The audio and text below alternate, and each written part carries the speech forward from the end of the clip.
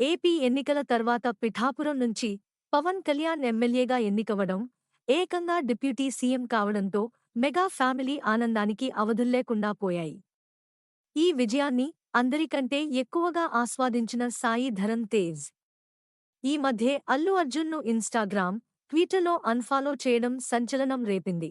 Allu, mega ఫ్యామిలీల మధ్య విభేదాలు నిజమే అని తేలిందంటూ ఫ్యాన్స్ ఫిక్సయిపోయారు.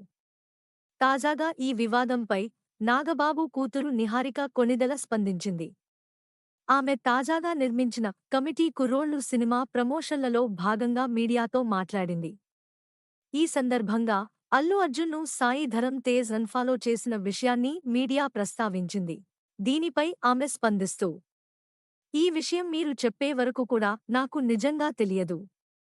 కానీ అలా చేయడానికి ఎవరి కారణాలు వారికి ఉండే ఉంటాయి అని చెప్పడం గమనార్హం.